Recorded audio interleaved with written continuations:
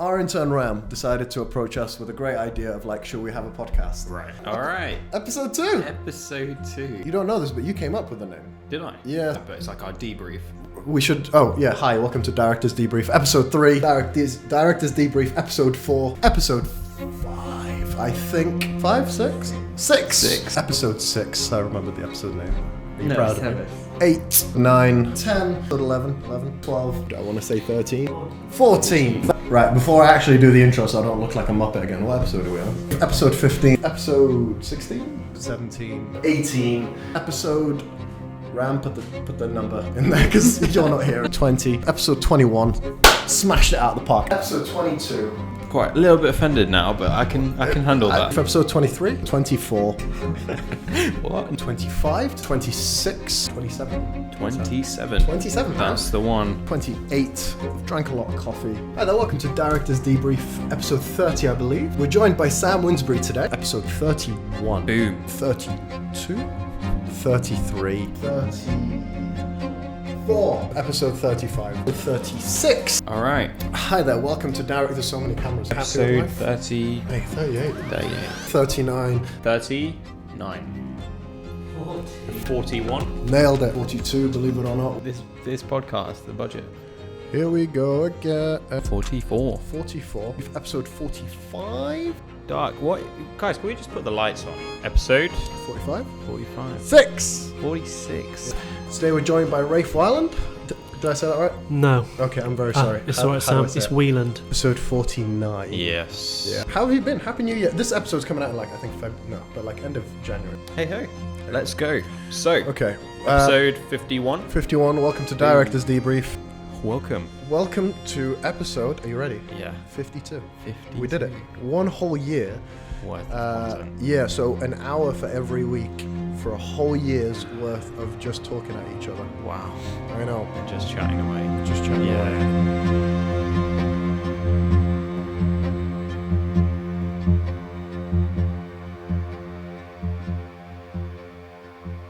Say something. Sorry, I'm giving up on you. good stuff.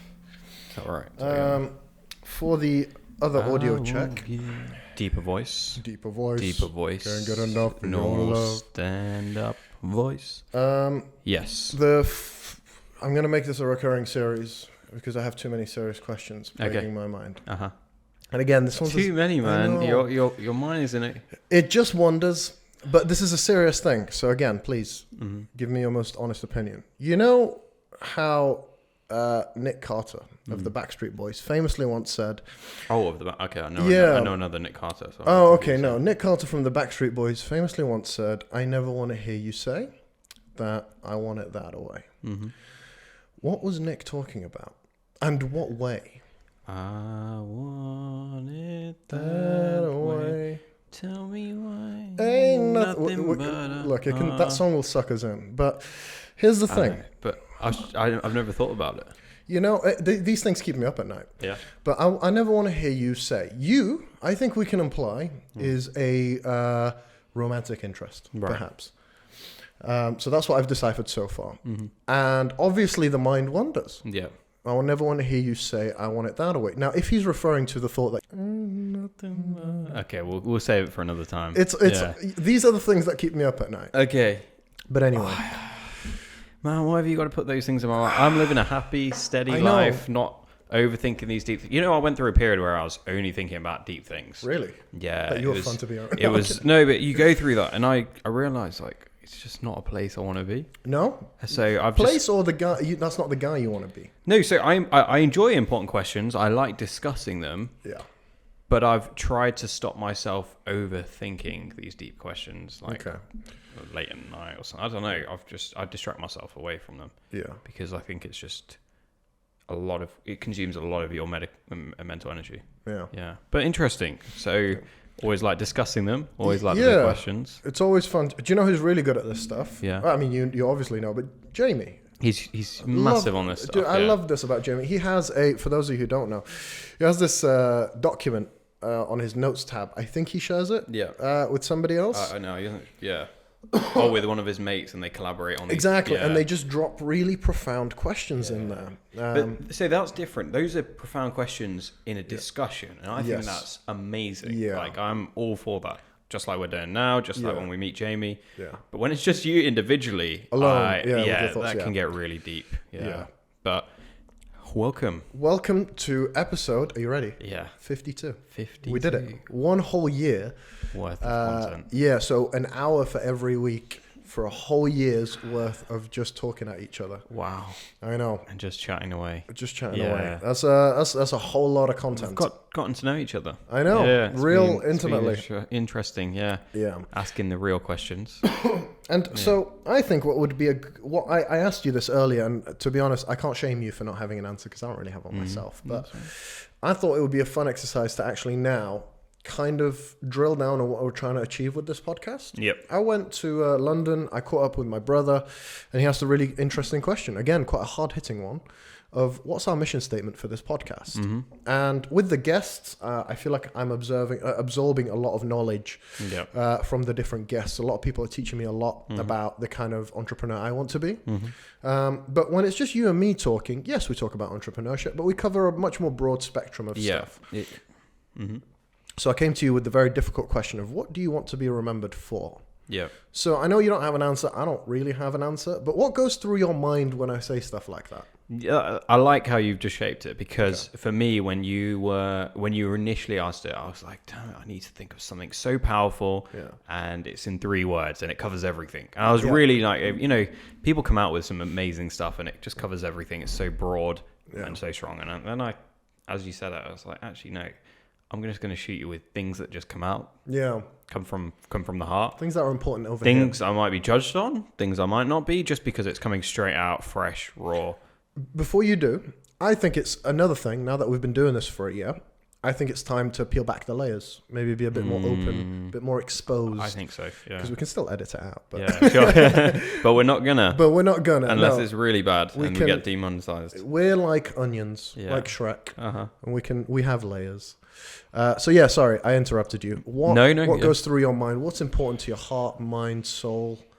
What do you want to be remembered for, dude? Yeah, sure. I mean, it's not that when you talk about wanting to be remembered, firstly, initially I'm like, what if I'm gone? Do I want to be remembered? It's like, no, if, I don't know, say I'm not in the room and people mention my name, what do I want people to think about? Course, right? And some may say, oh, that's so egotistical that you want to be discussed and spoken about and all of that. No, to assume people will talk about you, I think is egotistical. Right. Okay. But to be covering that base is not. I like that. Yeah, you can't assume people are talking. Nobody talks about. You're right. But if they do, if the name does happen to come up in conversation, what do you want people to say? Do you want people to say, he's an energy sucker, he puts you down? Or do you want people to say other things? So, I don't know, if I was to start off, I definitely want to be remembered for being motivational.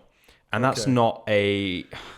Motivational gets such a bad name, man, because people are talking about motivation like, get up and go do this, go do that. You don't want to be the preacher, you want to be the reason somebody feels a bit of a get-go attitude. Exactly. And I the preaching thing is important because when you're giving someone advice, say you're not feeling good or you're not sure where your career's going or whatever it is, say we just met and we're discussing that, it's really important not to be preaching from a higher body saying, of course, hey, do this, do that, and look, it's all perfect for me, it's not for you, you'll get here one day. It can really, I think it's really tough to take, and people won't take your advice. Yeah. But if you do it from a empowerment point of view, I think that's incredible. And I like to think that that's one of the things I'd like to be remembered for, bringing out the best in people and getting them to raise their game. That would be a nice thing. Hi there. Thanks for watching Director's Debrief. If you're listening up until this point, I just wanted to ask if you could kindly like and subscribe, or if you're on Spotify or Apple Music, just leave a rating for us. It would help us massively. Thank you. Yeah, definitely one of yours. How about you? Nice. Let's give something from the heart. Do you know what this is a good angle as well to take it. Something that when I hear about other people, I really admire is when somebody describes somebody as a noble. Yeah. Somebody told us that you get demonetized for swearing on YouTube, so I'm not going to say it. But no people BS. No BS. Yeah. And I have, but there's a right way of doing it, right? You can be a no BS person and be really unpleasant to be around. Yeah. Or you can be somebody who is like, I really admire this person because when I'm around them, I know exactly where I stand. I know exactly how they feel. Sure. And I hope that, like you, inspires them to be the same with me. Mm-hmm. But I've always admired that about other people. Yeah. And I've noticed, Harvey says something really interesting where he's like, yeah, like lip service is the worst thing you can do for somebody. That's how he describes it, of just like, I'm just saying the things you want to hear. Mm-hmm. And I've had conversations with friends and with people where, you know, I think to myself, I think I may have overstepped. I think I may have said X, Y, and Z. But actually, and you know, they are upset with me, obviously, because I've said certain things. But weeks down the line, they're like, actually, I needed that wake up call. Thank you. But it's a hard line to balance, right? You gotta. Something I've not perfected is understanding when it's appropriate to be that. Yeah. But I would really like to be remembered as somebody who is no BS. Sometimes it comes across as harsh. I think on that, it also comes down to the egotistical part again. Yeah. So say someone is feeling a certain way. Say I'm letting out my thoughts. You could approach it in two ways when you're talking about being no BS. Yeah. You could approach it in the way of, I'm going to be no BS. And the intentions always come through. Yeah. I'm going to be no BS because I think this is what he needs to hear, right? Or it can be, I'm going to be no BS because it'll make me feel good about myself.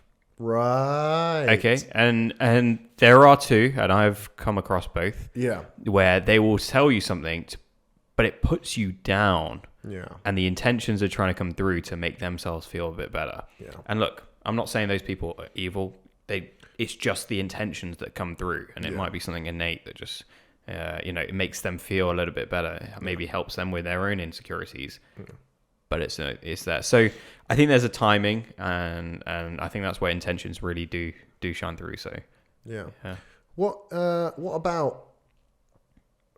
What do you like about other people that are like, yes, they're going to be remembered for that? That's where I just drew my inspiration from. You know, I think it's a great answer. Yeah. By the way, mine's a fictional TV question, character. Sorry. So it could be anyone.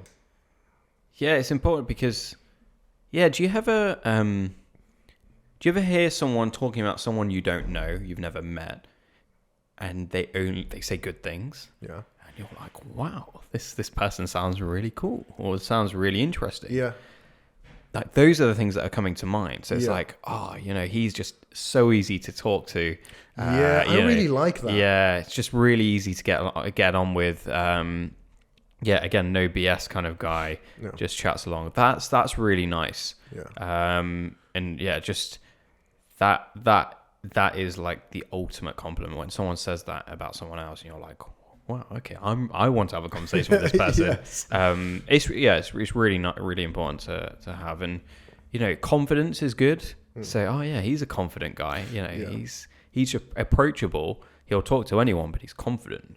These are the things. That's I think that embodies something I heard two comedians talk about. This is the weird thing. Yeah, I feel like you and I are on this, quite a somewhat serious podcast. We goof around, but the topics we cover are quite serious.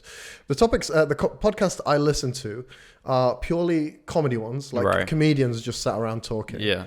And what else? Like Diary of a CEO and other entrepreneurship podcasts, but the majority of them are comedy podcasts. So it's a really weird contrast for me to talk about these things, whilst in my mind, when I think of the example of a podcast, it's a lot of comedy podcasts. Yeah, sure. But I hate if I've already said this in last week's episode, but there is a really cool thing where, there's a bad culture in like American comedy where you do clubs of if a well-known comedian comes in to do like a spot. Yeah. 10, 15 minute spot.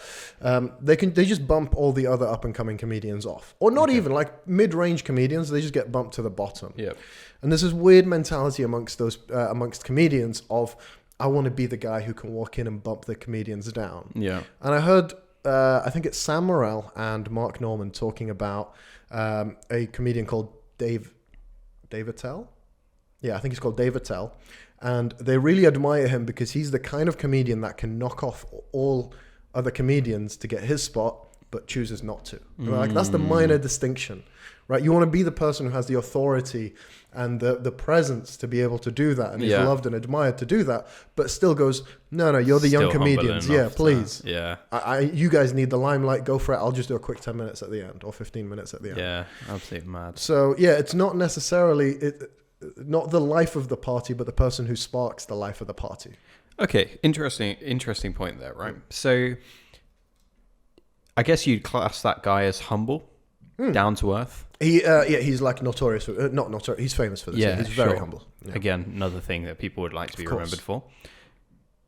Do you think that it takes a certain life event or certain scenarios for that person to become humble, or are they innately humble and they just remain?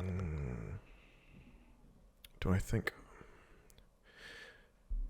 So let's put it away from the comedian, right? Just Roger Federer. Yeah. He is notoriously known for being extremely humble. The guy's won how many Grand Slams? I don't know, 15, 20? I can't actually know the exact. He's one of the best, but it's a lot. Maybe it's more than that, right? The guy goes, he went to Wimbledon and the security guard said, sorry, where's your Wimbledon pass? Yeah. Right? This guy's won Wimbledon. Yeah. Again, I don't even know how many times. 8 times? Something crazy. And he even said on this chat show, he goes, look, I'm sorry, I'm just not the kind of person who could go, do you know who I am? Yeah. I've won it. Sorry, I'm using that as an example. Yeah. What made someone like Roger Federer or the comedian say, what made them so humble? And do you know what I think threw me off when you said like one event? That's what I don't think it is. I don't think there is one event. Maybe it is. Maybe like a really humiliating event where you think you are somebody and the world tells you, hey, hold on, you are not, and you're really humiliated. But actually, I wonder if it's a series of events. Yeah. You know, I think it's loads of tiny little things. I think it's upbringing. I don't think it's something you're born with. I think that would be really unfair. Yeah. Because then you could like justify, murders. Right. Like, you know okay. what I mean? It was all innate. He thought he was God, so he could do this. So in my mind, it's either, I think it's rarely one big thing. Yeah. I think it's probably a series of loads of small little things. Yeah. Like if we're really talking about peeling back the layers, I'll try and think of an example. But I can think of loads of things that like humbled me. Yeah. Like situations where I thought, this is about me. And people were like, no, that's not. And it's not easy in the moment, right? No. Yeah. I think it's a lot easier as well, like when you're part of a big family. Because you're rarely ever it. Yeah. You know what I mean? And they make sure you know. They make sure you know it. And in the moment, it's horrible. But as you grow older, you're like, oh, thank God I'm on this side of the fence. It's probably why they call only childs in China little emperors or empresses. Is that a thing? Yeah, because of the one-child policy, it created this...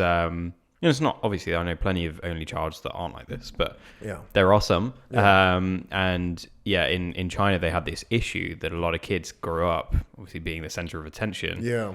Limited, obviously no siblings and so on, and all the attention on them, and they didn't have that humbling experience. And maybe it happens a bit later on in life. I don't know. I think everyone goes through it at some point. I just thought of one. Okay. I thought of an example. Yeah. So we had some family around at my mum's house. It was either my sister or my brother, and I'm going to show them both this clip so they can tell me. Yeah. At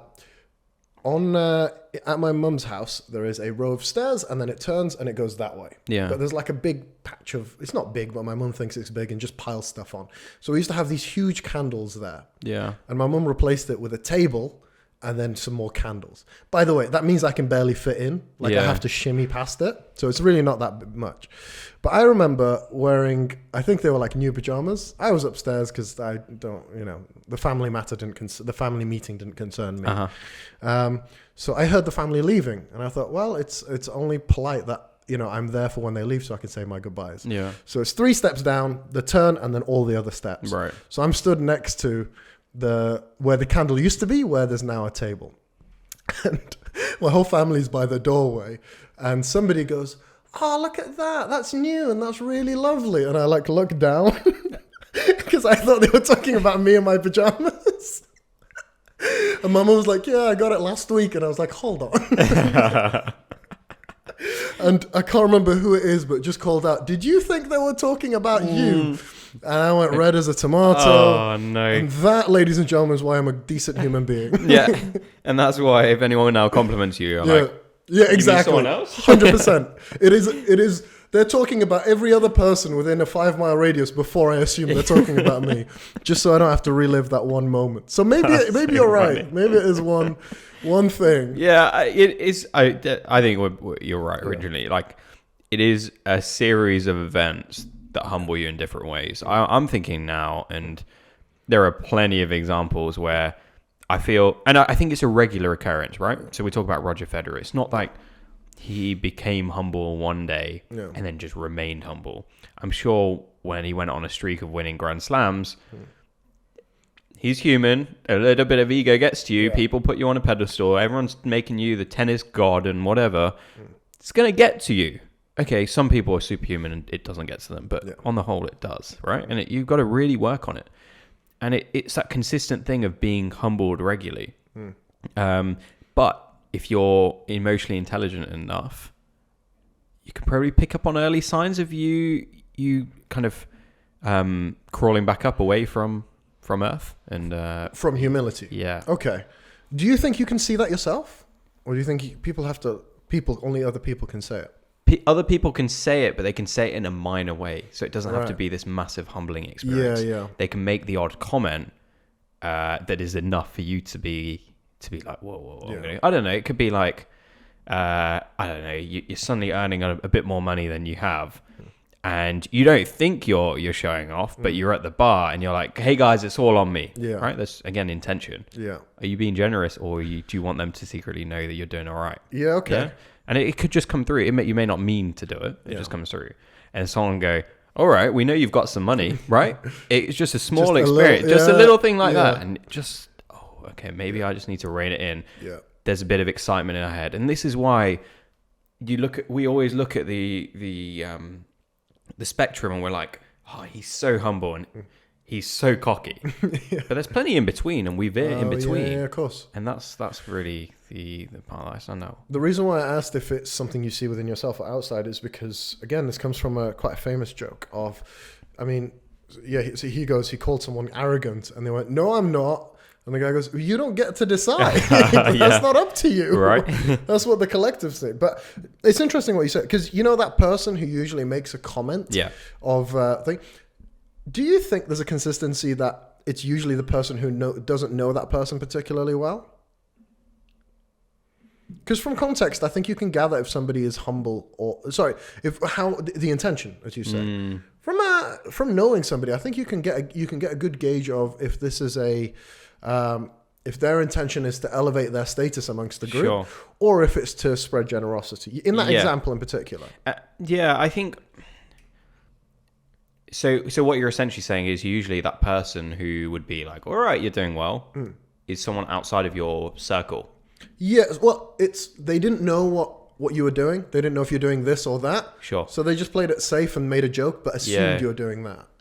But here's the thing. You'll only pick up on it if you realize that you were doing a little bit of the ego thing rather than if it was all from good intention, it wouldn't touch you. Yeah. I'd be like, shut up. But there's got to be a connection. Something's got to spark where it's like, oh man, you got to me. Yeah. So the fact that sensor went off, you can't run away from that. There's plenty of examples where it doesn't go off, even though someone makes a comment because you just, And the thing is, people pick up on that as well. Yeah. And it's important, and it's just life. And I think you need to go through that constant humbling, but being aware of it is quite nice. Yeah. And you kind of touching base, because look, in our lives, okay, we'll go through our ups and downs, but we're always striving for more, right? We're going for more. I want to be more successful. I want to. Unless you're a Buddhist, but right? Yes, but you're. On the whole, that's what we're geared towards, right? Yes. And success comes in many different ways. Could be I want to earn more money. I want to donate to more charities. Is that the only one you could? No, that's what society tells us is good, right? And successful. I want to do this. I want to expand my career. Exactly. Yeah. I want to be as generous as I can, and so on. Whatever you measure by, you're constantly upping your game. Yeah. Or that's what we're told we need to. Even a Buddhist says that they're not, but they have their own goals and ambitions, in their own way. Right? Yes. But actually, I'd say it's the opposite of that. Okay. Because I think a Buddhist mentality, I could be wrong, I'm not a Buddhist, but I think because humans always desire more, they'll never be satisfied. Right. So a Buddhist's approach is to nip it in the bud, right? It's to work on the desire, not work on achieving the desire, right? So not suppress, but like stop the desire. Oh, interesting. Okay. I think it's something that really fascinated me, but it's like if you don't crave, if you work on not desiring money and you don't work, that craving kind of goes away. And once that craving goes away, then you've satisfied that need in a weird way. Yeah. You don't pursue more money because you're like, actually, I have what I need. I have everything. I'm content with that. You pursue, a deeper, more fulfilling love. No, you evaluate what you have around you and you find a way to make that enough. It's just, it's quite a different way of looking at it. And there's some really cool elements to it. Yep. But also some elements that I might not particularly agree with.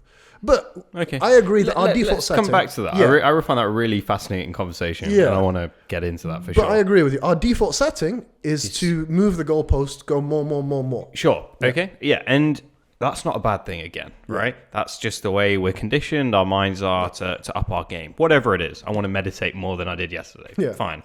Okay. So as we're going through that process, naturally, we're going to be a bit more proud of what we've achieved. Again, going back to the money thing. Oh, I am earning a bit more money. I feel a bit, I kind of want other people to know about it, right? You may go back home to where you're from, your family and friends there who you haven't seen in a while, and you don't want to tell them how well you're doing, but you want to show little signs of it. Again, intention. And this is where you need that a little bit of humbling going through. I've had it plenty of times. I'll meet my school friends and they'll already be at it. Sometimes a bit too early where I'm like, it doesn't touch me. Yeah. But then they'll pick up on little intentions like, oh, okay, yeah, I see that and that. And I, like I said, we constantly veer. Yeah. And it's just making sure you keep yourself in check through that. And if you surround yourself with the right people, you will. If you surround yourself with yes people, you're not going to get that humbling experience. Yeah. I've caught myself a few times wanting something because of what it gives me. I'm not perfect at it yet. I haven't figured out how to stop that entirely. But there was maybe Jay Shetty or Simon Sinek who said this, and it really, really hit home for me. You can buy the thing that you think is going to impress other people, but you can't make the thing impress other people. Right? That's not...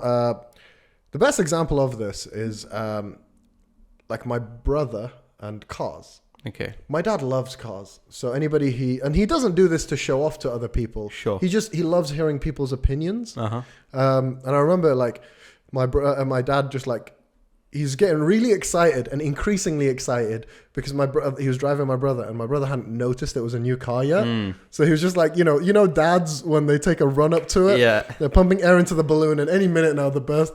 And then I think the moment it just popped and he just goes, so what do you think? And my brother's like, oh, is this a new car? It's just, my brother doesn't care about cars. It's never been been an interest of his.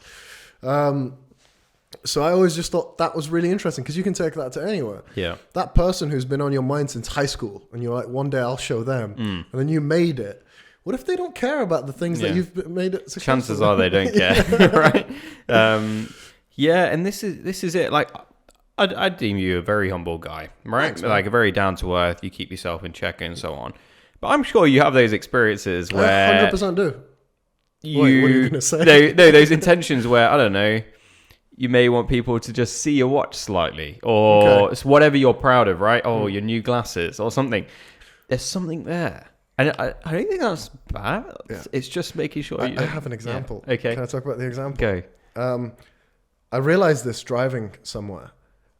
I think a small percent, let's call it 5%, because I'm too scared to admit it might be more, because it might be. Uh-huh. A small part of me wants to do really well in my career. So that, and my dad's proud of me now, right? Well, I don't know. It's impossible to tell with Middle Easterns, but I think he's in a happy place with what I've done with my life career-wise. Sure. But I think some part of me really wants to do well. Okay. Way beyond his wildest imaginations, to make him proud of me, of course. Uh-huh. But also a small part of it because I went completely the opposite of what he wanted me to do. Right. He wanted me to be a doctor, and some small part of me wants to achieve great success so I can go, see, I told you. I told you I don't have to do it that way to get success. I can do it my way. And I was like, man, that's a toxic thought. Yeah. Like, you need to get rid of that shit. Do you think, whilst it probably still is in your mind somewhere, and it will always for a while be there, Yeah. do you think you have less motivation to deliver that than you had before, or is it still just as strong? There's no right or wrong, by the way. Sorry, to deliver in general yeah. or for that purpose? For that purpose. No, it's getting weaker and weaker. Mm-hmm. It's definitely getting weaker. But at one point, I feel like it was quite a big deal. Very subconscious. What's weakening it? The fact you realise he doesn't care, or no, I think it comes from a healthier place. Like, it took a long time for him to like warm up to the idea of what I'm doing. I think he, this is going to reflect really badly on him, but he talks about what I studied and the things I did in between that. Despite working really hard, he used to talk about it very negatively. Sure. And I know, like, here's the thing about Middle Easterns, and maybe it's the same thing about in Indian culture, but at a certain point when you have kids, you no longer matter. It's about how hard you can flex and show off your kids. Right. And this is another thing. You know, my dad, when I was working my other jobs, he couldn't necessarily show me off. Mm-hmm. And I think that really bothered him. Okay. But now he can. And that used to bother me, but now I'm like, this is just how old Arabs express love, by showing you off to their friends. Yep. So I think the fact that he talks about what I do for a living and like my life in quite a positive light, so that I think that's enough for me to go, I don't need to show him. Yeah. And also, when I do go, told you, he's put in the groundwork to go, no, I've been proud of this for a while. So yeah. I can't win. Yeah. I think that's so. good. Anyway. But yeah, overall the humbling thing, right? Like I think that's got to be definitely in my top 5, top 3 facets or assets or characters of someone, personality traits that I admire the most when someone's talking about that. Yeah. Anything else you think you want to be remembered for? Yes. I'm just going to fix the thing. Just before that, how is this tying up to what are we trying to achieve from the podcast, and where are we going for the next 52 weeks? I'm so glad you asked. I think that it is, once we have the answer to this, it can be the surface of which we bounce our ideas off of each other. It can be, because, I don't think we can come up with a mission statement for this podcast. I know we've been doing it for a year, but we haven't quite molded it and shaped it into what we want it to be. And that's okay, by the way. A year is not particularly that long in experimenting. Ali Abdaal has a video where he goes 80 videos on YouTube is where you kind of start to pick up steam and put things together. YouTube starts to pick you up and maybe help you out a little. And so we're still a good way away from needing to have a polished recipe. I mean, think about this business, how long it took us to solidify and get to where we are. So a mission statement, I don't know. But I do like the podcasts I listen to. For a couple of examples, Diary of a CEO is, hey, success is amazing, but look at what it took to get here. It's not all rosy like you might think. The other comedy podcast that I listen to, We Might Be Drunk, with Mark Norman and Sam Morril, is usually about comedians talking about the life of a comedian, life on the road, like how, what it's like to be an actual comedian, workshopping some jokes and stuff like that. There's a lot of comedy, and they have these mission statements. And I think we're still figuring out what ours is. I think it's also kind of cool that we talk about the business and document the journey that we go through it. But I'm hoping that from what we want to be remembered for, we can kind of embed into the podcast what we want the podcast to represent. So it's a blurry line, but I'm hoping one connects to the other. Okay. Yeah.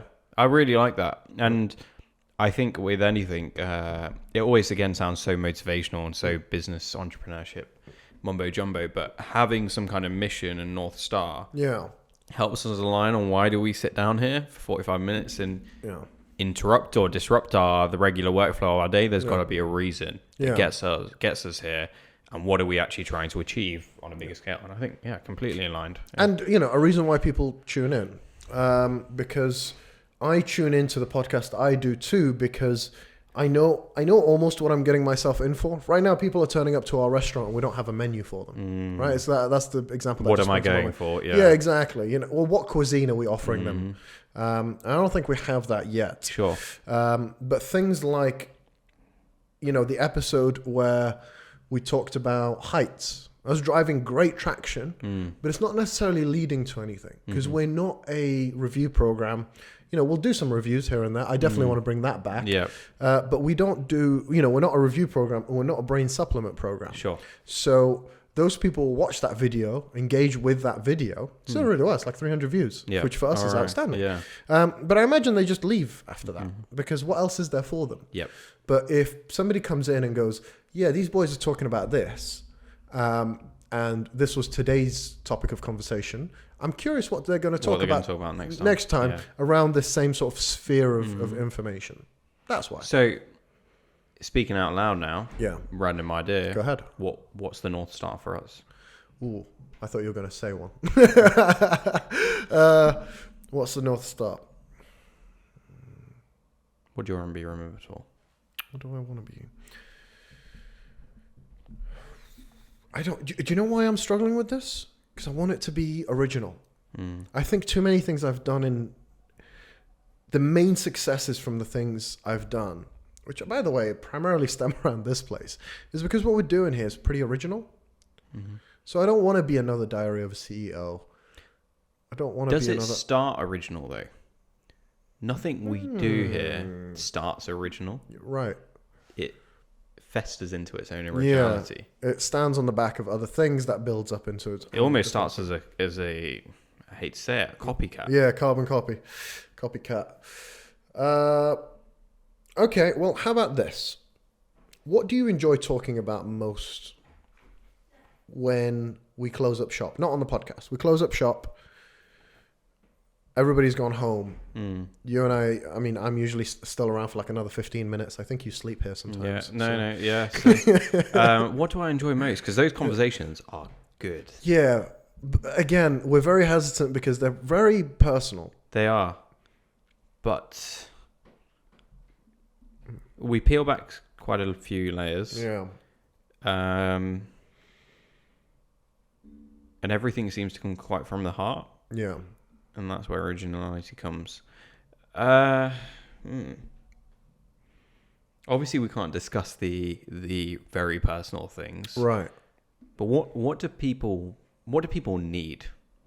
Right. What do people need to hear? Yeah. Because I'm part of me is like, wow, there's so many podcasts out there now. Yeah. There's so much going on. But yeah, I'm listening to some of these podcasts and I'm still thinking there's stuff yearning lacking. For more. Yeah. Do you want to be okay? Do you want to be you want it to be motivational, right? So I'm assuming you don't want to expose the dark side of the business industry. I want people to live a better life overall. That's what I want. Yes. And I'll take you through this, and this is going to sound a bit egotistical, but I'm going to say it anyway. No, I love where this is going, dude. So when I talk about Huel, right? That product I've mentioned once or twice. Just here and there. I realised why I like talking about it so much. I even said it in the car park to our boy Pally from the gym. And I was thinking, why am I talking about this? Yeah. And it's not the brand. No. Surprise, surprise. It's not because I like Julian or I love saying the word Huel. Yeah. It's because I want Pally to go through exactly what I went through and I felt so good about. Yeah. And it's the same when I mentioned the gym to you. Yeah. It wasn't, I didn't get anything for you joining the gym. I think I got I got a month. You got like 10% off. Something was good. But yeah. Something was good. But the feeling, the reason I even said it to you, I can't guarantee that you're going to feel the same as how I felt, was that great feeling that I had, I wanted you to go through as well. And look, there's no guarantee. And again, that's why I say it's egotistical, because it's egotistical for me to think that I went through something great. But I did. I genuinely felt so much better. I knew where my life was. Yeah. Yeah. So are you talking about specifically here? Like Huel or gym, or just the concept of the things that are attributed to that? Yeah. So again, another example, when I'm with my friends, I used to do this a bit more, but I've now picked the people that I say this to. Yeah. I hear a lot that I'm not enjoying my job, or this is very mundane and so on. Yeah. Tell a lot of people to start their own side hustle, especially if they're. I've got a friend that's a doctor, and he loves music. The pianist. Yes. Great pianist. Yeah. I follow him on Instagram. And that was went from a discussion. We went for pizza, I think, in Bristol, and he went, Ash, medicine isn't all that for me, but I'm doing it because it's steady and so on. Great, do that. But music is where my passion is, and I'm sure anyone could have given him this advice, but my idea here was just like, I want him to feel exactly what I went through, because I didn't want to go down that finance route. Yeah. And I took the leap to do something else, and it made me feel a certain way. So, did you follow me there? 100%. In fact, I followed you so much. I know what the mission statement for the podcast is. It's the pursuit of happiness. Or the pursuit of good feelings. It's a pursuit of something. It's not advice. Yeah. This is what we tried, and our life went from A, which isn't bad, but it went to B. Yeah. And this is why, right? Because we try a lot of stuff. We care about this stuff. Yeah. I really like that we care about this stuff. Huel, we tried heights for a while. Yeah. Maybe that's how we integrate reviews into it. Yeah. But it is like Huel changed my life. Mm-hmm. You know, I was somebody who didn't eat healthy. I didn't eat much. So I was unwell, but I didn't know about it. Yeah. And I had Huel, and it started to give me the energy I needed. And it wasn't Huel that made me happy. It wasn't Huel that made me a better person. It wasn't Huel. But it gave me a quick peek behind the curtain of what that could be like. Yeah. And so I started to pursue that. Yeah. And it's almost like you...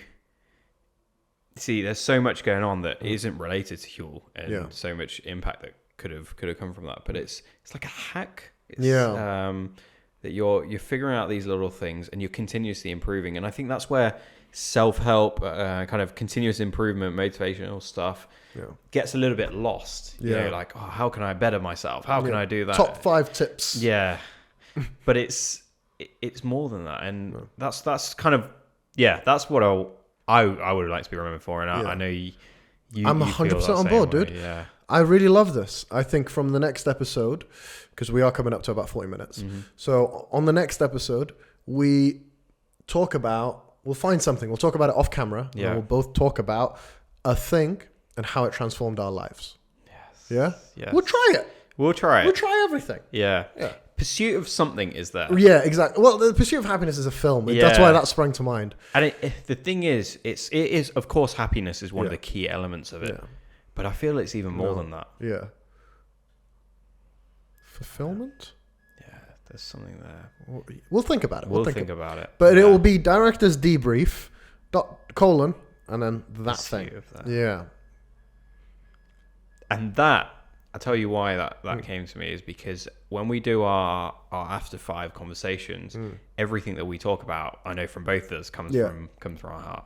Yeah. And I think that's the same kind of conversation we need to give to everyone else. Yeah. I'm really excited about this. Yeah, I think I think my question was irrelevant. I think we just found the mission statement. Mate, I'm so glad you brought this up because this is going to be interesting, and we'll give it a go. We'll give it a go. Yeah. Give everything a go. Keep improving. Okay. All right. So I think we leave it on that note. Leave the people wanting more, all 12 of them. Yep. For now. But we respect everyone, even the Russian. We adore them. Yeah. Dude, we got Uruguay. We've got all sorts. Yeah. All there. Philippines, although I think that's... I am incredibly excited, and I can't wait for what the next year brings us. Yeah. So bring it on. Get it. Cheers. Do you want to sign off? All right. If you enjoyed this 50-second episode, if you have any comments, if you liked what we were discussing about where we're going to go, if you have ideas for the title, whatever it is, leave a comment below. We can't wait for where this is going. Like, subscribe. You'll be rewarded in the future for being one of our first our early subscribers. But yeah, looking forward to seeing you guys next time. All right. Thank you very much. Take it easy.